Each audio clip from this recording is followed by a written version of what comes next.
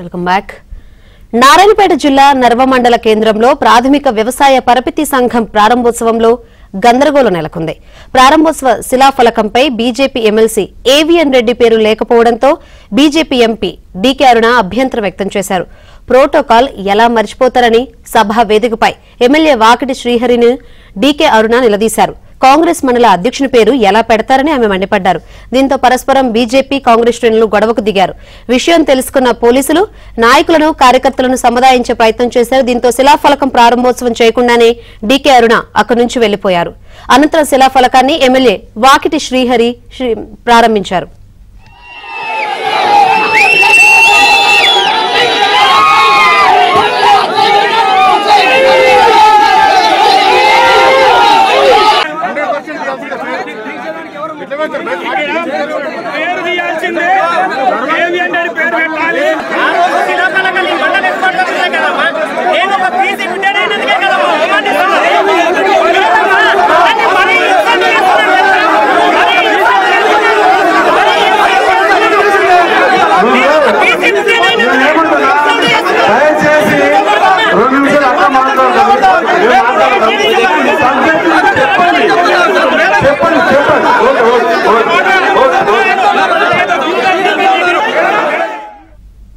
మరిన్ని వివరాలు అందించేందుకు మా ప్రతినిధి బసవరాజ్ సిద్ధంగా ఉన్నారు. బసవరాజ్, అసలు ఈ గందరగోళానికి గల కారణం ఏంటి?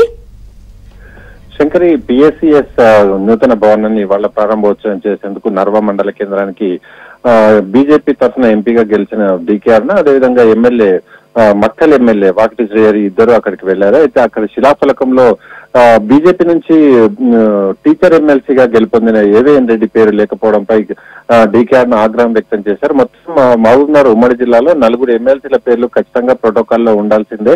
అందులో ఇద్దరు ప్రస్తుతానికి కాంగ్రెస్ ఎమ్మెల్సీలు ఇద్దరు ఉండగా ఒకరు బీజేపీ ఎమ్మెల్సీ, అదేవిధంగా ఒకరు బీఆర్ఎస్ ఎమ్మెల్సీగా ఉన్నారు. అయితే 3 పేర్లు కాంగ్రెస్ తరఫున ఉన్న ఇద్దరు ఎమ్మెల్సీల పేర్లు, అదేవిధంగా బీఆర్ఎస్ లో గతంలో మొన్న గెలిచిన నవీన్ రెడ్డి పేరు కూడా పొందుపరిచిన అక్కడ సిబ్బంది ఏవిఎన్ రెడ్డి ఏదైతే టీచర్ ఎమ్మెల్సీగా గెలుపొందిన ఏవిఎన్ రెడ్డి పేరును మాత్రం అక్కడ విస్మరించడంతో పెద్ద ఎత్తున గందరగోళం జరిగింది. ఈ ప్రశ్నలు లేవనెత్తడంతో అక్కడ బీజేపీ కార్యకర్తలు, అదేవిధంగా కాంగ్రెస్ కార్యకర్తలు ఒకరిపై ఒకరు అంటే వాగ్వాదానికి దిగారు, పెద్ద గందరగోళం సృష్టించారు. వీటిని పోలీసులు అతి కష్టంపై వాటందరినీ అక్కడ ఆందోళనకారులను చెల్లాచెదరు చేసి ప్రశాంతతను తీసుకొచ్చారు. కాకపోతే అక్కడ ఏదైతే ప్రోటోకాల్ విషయంలో పొరపాటు జరిగింది, పొరపాటుకు నిరసన వ్యక్తం చేస్తూ డీకే అరుణ అక్కడి నుంచి ప్రారంభోత్సవ కార్యక్రమంలో పాల్గొనకుండానే వెనుదిరిగారు. Shankari, right, thank you Basavaraj.